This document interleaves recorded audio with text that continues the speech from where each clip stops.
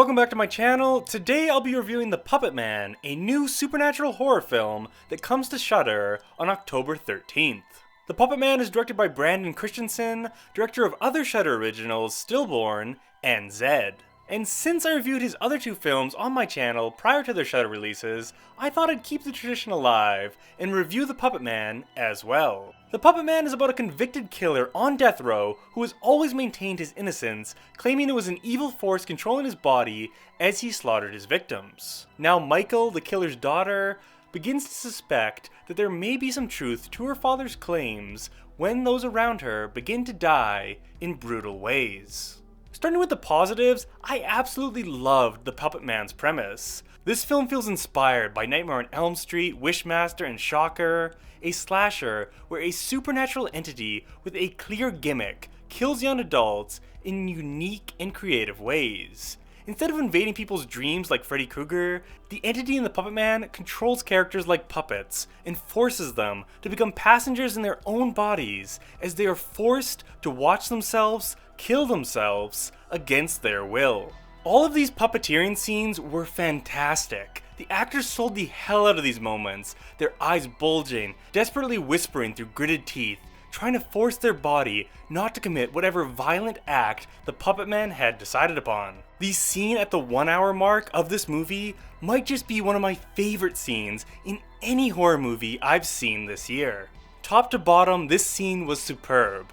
All the effects looked amazing, the actors believably sold the terror of the moment. I loved the shot choices, I specifically thought the final shot was perfect. These deaths were creative, they were related to the characters, they were memorable, and they were super bloody.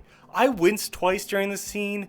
These two deaths were fucking brutal with a capital B. This scene as a whole felt like it was straight out of a Nightmare on Elm Street film, and I mean that in the best way possible. In this movie, no one ever died in the exact same manner. All the kills were well thought out, the opening kill was tense, the car death was very violent, the second death was a total surprise.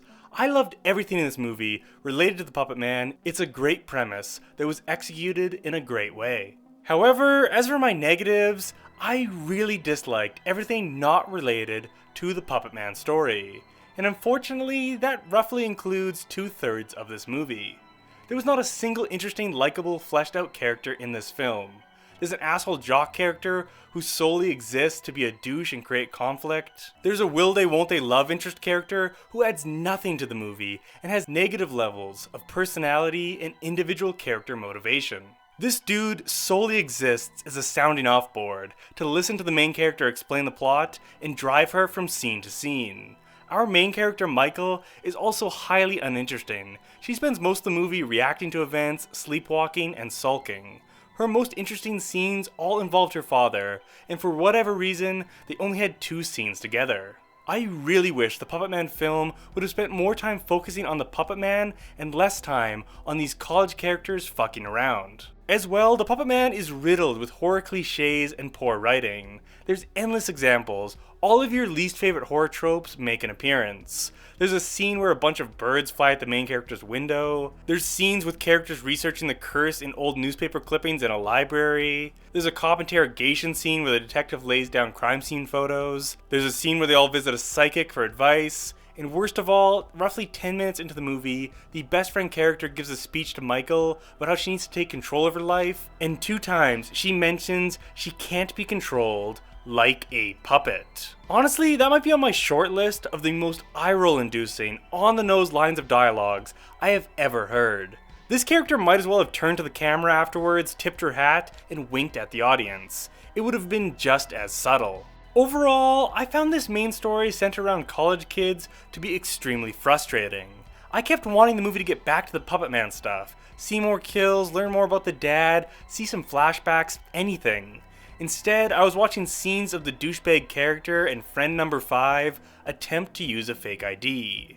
As a result, The Puppetman is a really hard film for me to rate. A majority of this movie is just a boilerplate supernatural curse story with repetitive moments, nothing characters, and worthless scenes. But the other 1/3 of this movie was highly entertaining. The Puppetman premise was great, the gore was great, all the puppeteering scenes were highly effective. I wish the film went further in this direction. I wanted a campier, gorier, more insane movie, and not another bland, cursed investigation melodrama. I still enjoyed it for what it was, I just feel that there was some squandered potential.